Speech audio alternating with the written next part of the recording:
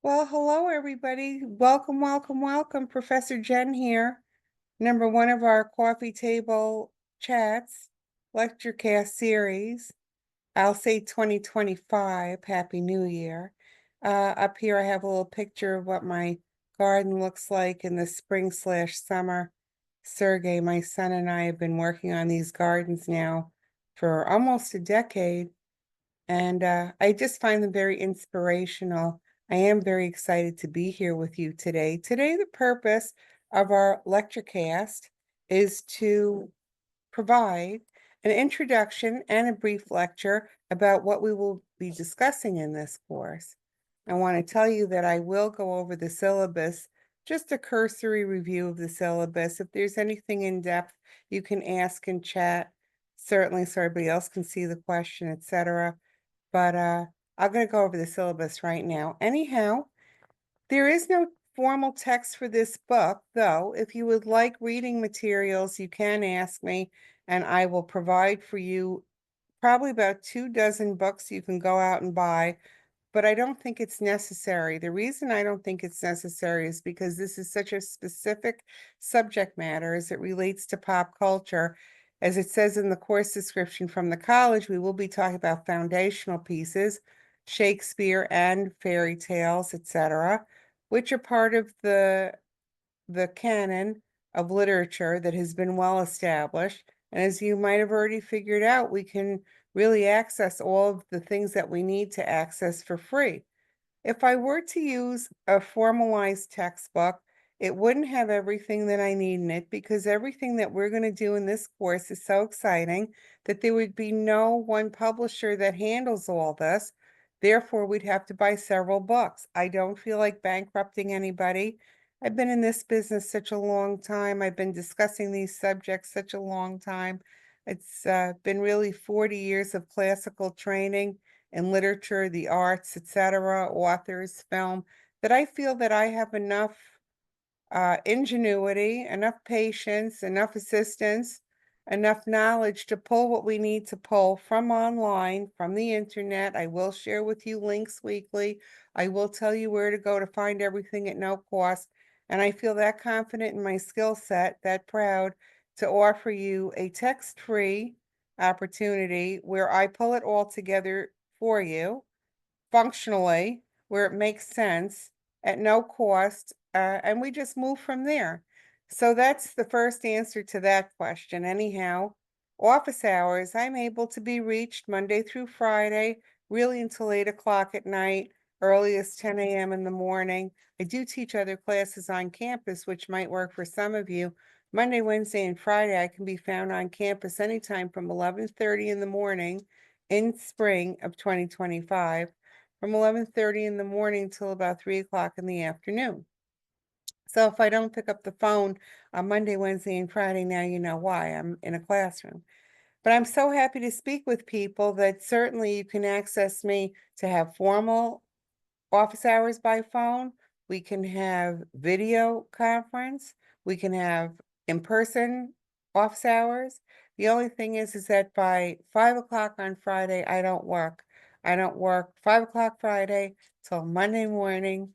Uh, and I'm completely accessible weekends. I'm just not accessible. So there we are with the office hours. I did provide for you on the syllabus my personal cell phone. Obviously, I don't have a lifestyle that I sit at an office all day. I'm very blessed in that. I'm on the move. And so you can be on the move with me. And again, use the number that I gave you. It's not a problem for me. And I'm very happy to dialogue with any student anytime within the 5 day a week model, usually daytime, right into 8 o'clock at night. Anyhow, I'm so excited. We have so many wonderful things coming up. I'm going to give you a little overview again of what the assignments will look like on Fridays. I always post all of the assignments online. I will post them through my courses, and they will be in an assignment folder. And the assignments get posted on Friday. You have the entire week for the following Friday to put them where I tell you to put them. Now, the My Courses package has a Dropbox for every week. Even though there's a Dropbox for every week, that doesn't mean we're going to be using a Dropbox for every week. I didn't write the My Courses program. I have no way, because it's a package service, a delivery method. I have no way to alter it, so the drop boxes stay there whether we use them or not. But not to worry, I've been teaching online now. It doesn't feel like it, but it is 13 years. I've taught, about 3, 4 dozen classes online. So, I'm used to this. I realize maybe some of you aren't used to it, but don't worry. I make allowances for everything. On the Friday nights, every single Friday night for this entire semester, I will post the assignment, and then you will have a week to do it. I will tell you exactly where to put the assignments, whether it will be in class chat and or the Dropbox. So not to worry. In this class, participation is extremely important and you will get points. Every single Monday, I grade the class on my courses. So every single Monday, you will have an idea of exactly where you stand in the classes. There will never be a situation where you will say to yourself, I don't know what my grade is, and I have no idea where I stand in this course. You will know weekly. The nice thing for you is that if you're missing points, you can always contact me and we can figure out as a team how you're going to make up the missing points. So it's really not an issue. So again, the assignments will be every Friday, you'll have a week, and on Mondays, I'm going to put the grades in for you so you know exactly where you stand. So we have the weekly discussion chats, which is a wonderful model, place to share ideas, etc. Don't worry, you'll know the topics that'll be in the assignment for that week. We also have 2 lit reviews. They're going to work beautifully for you. It's an excellent format because that way we don't have a formalized midterm. Instead, we have these lit reviews. As we get closer to the lit reviews, I will discuss exactly what I'm looking for. To let you know, for Lit 1 review, you will have to watch any play of your choice by any production company of Shakespeare, a play. You pick the play, you pick the production company, or if you'd rather read any play that you wish, because literature review number 1 is going to discuss some aspect of character development, etc., uh, emotions of the character, what's going on in the play, etc., how it's handled, the scenario, the details, how it fits into the 4 theories, perhaps the psychoanalytic dynamic. Is it going to be a gender and queer study dynamic? Is it going to be a Marxist dynamic, a social schematic dynamic? We'll discuss this even further, but all you need to know now is that you're responsible no later really than week 3, because you're going to need to have it in order to write it for week 4. You have to either read a play of your choice and or see a production, which you can do online at no cost, many productions of one of Shakespeare's plays. So we have the 2 lit reviews. We have the question of the week. Every week you'll get a question of the week. It really works out well. I'll tell you why. There's no formal final for this course. Instead, what happens is the question of the week, I ask every week. It's marked QOW for question of the week. Again, it'll be in the assignment weekly. Friday nights I post it. You're not going to send me the answers every week for that. Instead, you're going to save all the QOWs. There'll be somewhere between 10 to 15 of them. At the end of the semester, during finals week, you will send me in a file all of the QOWs. That will be instead of a formalized final. Works very well. People love it. I love it. It's just a champion way to handle subjects where we're thinking on a weekly basis to build our entire intellectual library in our minds. Works beautifully. Anyhow, that's really the basis of how we get all of the grades in for this course. Again, if you wind up missing some of the pieces, you will know weekly where you are point-wise. Don't wait too long to contact me to say, Professor Jen, I really want to make up some of the work, but we need to have a plan. We can always do that. Let's talk more about the course.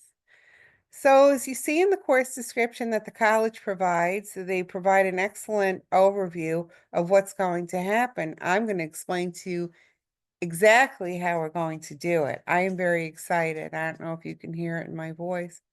So for the first 4 weeks, if you see on the syllabus, we're going to talk really about Shakespeare.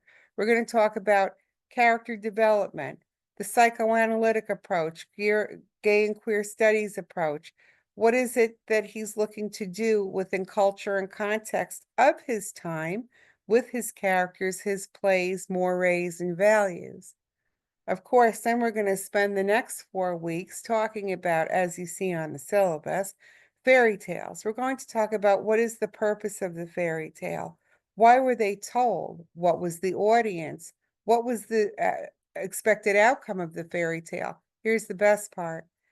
Then we wrap up the course in the final weeks. We will talk about gaming as it relates to pop culture, character development.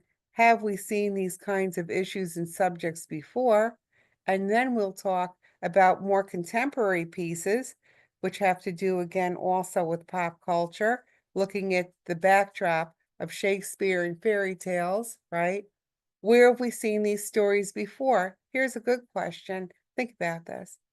Why do we keep retelling certain stories? Why is it for thousands of years in a variety of literature, in all kinds of shows, in all kinds of performance, we see all of these writers giving us critical pieces that we're telling the same story over and over again?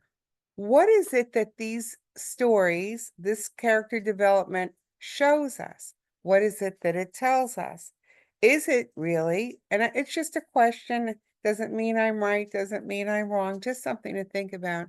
Does it really mean that in our focus for these next 15 weeks, does it mean for us that literature in this particular context, especially looking at Shakespeare, fairy tales, Aesop's fables, and of course our contemporary writers that have really exploded onto the scene last 50, 60, 70 years uh, in pop culture?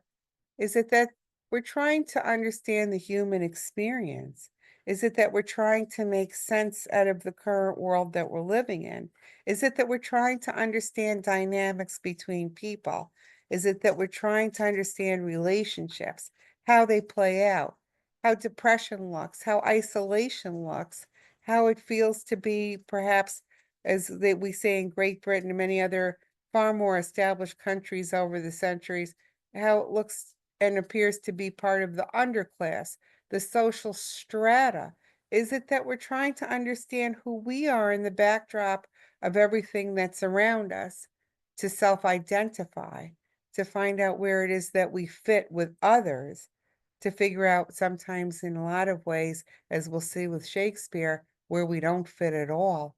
Where sometimes, as we see in the fairy tales that we're going to read, that I will reference, I will put together these little lecture casts for you weekly just to provide insights. Again, doesn't mean I'm right, doesn't mean I'm wrong. I'm just sharing with you my insights as a place to build off of. And of course, you will formulate your own insights.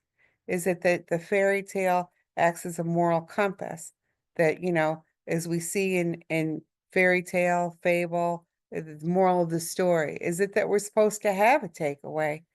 Often I think of things in the realm of criminal justice, and I'll share with you why in a moment. My first true academic interest was being an English major and literature especially. I at first thought literature was going to supply me with everything I needed to know for my careers, etc., and to go into teaching as an English teacher. And then what had happened to me is that I started to look at life pragmatically, and I said there are other things I might want to do with my career. That's okay. My career found me. I wound up working in a correctional facility, and they hired me as an English major, knowing that I was an English major, to run a very large educational program. I now look back and I realize one of the reasons for consideration, among many other, was that I could read, interpret policy, interpret state law, interpret funding streams, and then, of course, the idea that if you read well, you usually write well translated into I would be writing grants, which is what I did for many years of my life. Worked with persons in the criminal justice system, provided educational programs and opportunities, and wrote grants. So many of these experiences, having been a well-read person, reading about different kinds of persons, different kinds of characters, how it all ends in books, as having these kinds of experiences and getting to know language, getting to know stories, who's telling the story, why are they telling it, really helped me in my career.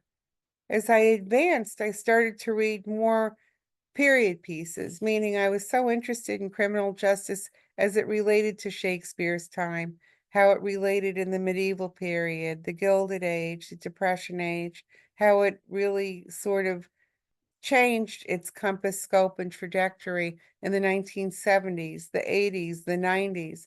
What really changed how I saw my field, my craft, reading and writing, is the fact that in my lifetime, I went from no cell phone to a cell phone, from no ability to have a computer self-publish to having computer ability, having self-publish ability. And then, of course, the day Google came out, I thought to myself, why didn't I have this when I was in grade school? You know, how wonderful it would have been to be able to access information 24 hours a day, 7 days a week, holidays, etc., at really no cost. And to have it portable, that I can sit on a mountaintop hanging, hiking, hanging around, eating a meal, looking at the vista, and at the same time, I can access all kinds of information, or a podcast, or electrocast, a book on tape, really anything.